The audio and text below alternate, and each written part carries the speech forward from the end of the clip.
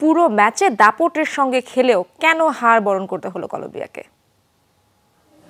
Colombia যদি আপনি দেখেন এই আসরে একমাত্র সফল দল বলা যায়, মানে যারা খুবই ভালো খেলেছে প্রতিটা ম্যাচ, এবং তারা কিন্তু টানা 28 ম্যাচ অপরাজিত থেকে এই ফাইনালটা খেলতে এসেছিল। সবশেষ ম্যাচটা হেরেছিল আর্জেন্টিনার সাথে, এরপর আজকে আবার আর্জেন্টিনার কাছে হারলো কলম্বিয়া।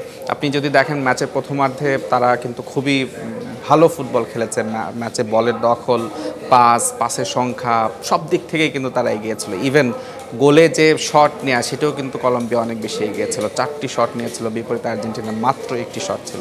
তবে আমি বলবো যে ম্যাচের মোমেন্টামটা চেঞ্জ হয়েছে মেসি মাঠ থেকে উঠে যাওয়ার পর, কারণ তিনি যখন 30 মিনিটের পর ছোট একটা ইনজুরি তার হয়, এরপরে কিন্তু তিনি স্বতঃস্ফূর্ত খেলতে পারছিলেন না, এবং মেসিময় যে খেলা আর্জেন্টিনা যেটি খুব বেশি করে চাচ্ছিল সেই পারফরমেন্সটা কিন্তু মেসি দেখাতে পারছিলেন না। ডি মারিয়া তিনি কিন্তু বারবার প্রান্ত বদল করছিলেন, বারবার বলতে তিনি শুরুতে রাইট উইং থেকে তারপর তিনি লেফট উইংয়ে তিনি আসলেন, এভাবেই কিন্তু আর্জেন্টিনা খেলার চেষ্টা করেছিল। তবে কলম্বিয়ার আমার কাছে যেটা মনে হয় যে তাদের যে হামেস রদ্রিগেজ পুরো আসরে দারুণ খেলেছেন এবং এই টুর্নামেন্ট সেরা হয়েছেন। এই ম্যাচেও তার কাছে অনেক বেশি প্রত্যাশা ছিল দলটির, কিন্তু তিনি তার কাজটুকু হয়তো করার চেষ্টা করেছেন, কিন্তু আক্রমণ ভাগে যেটি করা দরকার ছিল লুইস দিয়াজ এবং কর্দোবা, তাদের দুজন কিন্তু সেই কাজটি করতে পারেনি। বিশেষ করে লুইস দিয়াজ তিনি কিন্তু অনেকটাই তাকে কিন্তু ব্লক করে রেখেছিলেন দিপল, বিপরীতে সেই শূন্য স্থানে কর্দোবা তিনি কিন্তু গোল মিস করেছেন। আর এরকম ফাইনালে আপনি গোল মিস করলে সেখান থেকে ব্যাক করাটা খুব কঠিন, এবং আর্জেন্টিনা সেই সুযোগটা আপনাকে দিবে কিনা সেটা সন্দেহ ছিল, এবং শেষ পর্যন্ত সেটাই হয়েছে। আর্জেন্টিনা যেটি বলছিলাম যে মেসি উঠে যাওয়ার পর সেকেন্ড হাফে কিন্তু আর্জেন্টিনা খেলার আক্রমণ বেড়েছে, এবং দুটি পরিবর্তন বিশেষ করে যদি বলা যায়, নিকো গঞ্জালেস এবং পারদেস, এই দুটি পরিবর্তন কিন্তু মোমেন্টামটা অনেকটা আর্জেন্টিনার দিকে নিয়ে এসেছে, এবং তারা দুজন ব্যাপক আক্রমণ করেছেন। গঞ্জালেস বেশ কয়েকটা সুযোগও মিস করেছিলেন। সেই জায়গা থেকে শেষ পর্যন্ত লাউতারো মার্তিনেজ তিনি ত্রাতা হয়ে আসলেন এই বিশ্বকাপে, তার সর্বোচ্চ 5 গোল তিনি করেছেন। আর্জেন্টিনা সব মিলে 9টি গোল করেছে এই আসরে, তার মধ্যে 5টি লাউতারো মার্টিনেজ।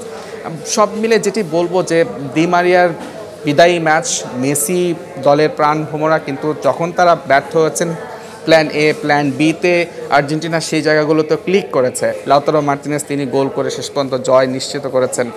নিকো গঞ্জালেস তারা কিন্তু রিপ্লেসমেন্টটা ভালো করেছে। আরেকটি বিষয়ে খুব ভালো সময় যাচ্ছে আর্জেন্টিনা, আমরা বুঝতেই পারছি। 3 বছরের ব্যবধানে বিশ্বকাপ সহ 4টি বড় শিরোপা অর্জন করেছে তারা। ট্রফি জয়ের ব্যাপারে আত্মবিশ্বাস কি কোনো ভূমিকা রেখেছে কিনা, বাড়তি প্রেরণা জুগিয়েছে কিনা আর্জেন্টিনাকে? ইসরাত, এই আর্জেন্টিনা কিন্তু 2014 থেকে 2016 টানা 2টি কোপার ফাইনাল টাইব্রেকারে হেরেছে, এবং বিশ্বকাপ ফাইনালেও তারা জার্মানির কাছে হেরেছিল। সেই আর্জেন্টিনা দলটা এবার এই 3 বছরে বিশ্বকাপ এবং 2টি কোপার শিরোপা জিতল, এবং জেতার যে অভ্যাসটা, যেটা অনেক দিন তাদের গ্যাপ ছিল, সেই গ্যাপটা যখন 2021-এ পূরণ হলো কোপা ট্রফি জয়ের পর, তারপর কিন্তু তারা বিশ্বকাপও জিতলো, এবার আবারও আরেকটা কোপা আমেরিকার শিরোপা জিতলো। অবশ্যই জয়ের অভ্যাস, বিশেষ করে শিরোপা জয়ের অভ্যাস যদি বলেন, এটা ফাইনালের মঞ্চে অনেক বেশি একটা দলকে অনেক বেশি এগিয়ে রাখে, যেটা আজকে আমরা কলম্বিয়ার সাথে দেখেছি। তারা অনেক দিন ট্রফি জেতে না, তারা পুরো আসর ভালো খেলেও কিন্তু ফাইনালটাও ভালো খেললো, দাপটে খেললো, কিন্তু এই যে ট্রফি যে অভ্যাসটা, সেই জায়গাটায় কলম্বিয়া কিছুটা হলেও পিছিয়ে গেছে, এবং এই জায়গাটার এই অ্যাডভান্টেজটা আর্জেন্টিনা নিয়েছে, এবং তারা কিন্তু টানা 2য় কোপা আমেরিকার শিরোপা জিতেছে। আর যে বিষয়টি সবসময় আমরা বলে আসছি যে আর্জেন্টিনার এই দলটা আপনি যদি দেখেন, লিওনেল স্কালোনি এই দলটার দায়িত্ব নেওয়ার পর যে বিক্ষিপ্ত একটা ছিল, সেই জায়গাটা থেকে এই দলটাকে একসুতোয় গাঁথার কাজটা লিওনেল স্কালোনি করেছেন। এবং আমার কাছে সবসময় মনে হয়, বিশেষ করে গোলরক্ষক পজিশনে এমিলিয়ানো মার্তিনেজ তিনি যখন থেকে আসলেন, এরপরে কিন্তু 3টা বড় ট্রফি এবং আরও একটি ট্রফি, সব মিলে 4টি ট্রফি জিতলো। তিনি কিন্তু গোল পোস্টে থেকে সবসময়, কারণ আর্জেন্টিনার মতো দল যখন একটা ম্যাচে কোনো কারণে একটু পিছিয়ে পড়ে, সেই জায়গাটা এমিলিয়ানো মার্তিনেজ তিনি দারুণ কামব্যাক করাচ্ছেন দলকে, এবং এটাই কিন্তু পরবর্তীতে এই দলটাকে এগিয়ে দিচ্ছে এবং ট্রফি জিতছে। সব মিলে দারুণ একটা প্যাকেজ আর্জেন্টিনা, এবং ডি মারিয়া, লিওনেল মেসি তারা ক্যারিয়ারের যেরকমটা চেয়েছিলেন সেরকমই তারা পেয়েছেন, একদম শেষ সময়ে এসে 4টা শিরোপা জিতেছেন।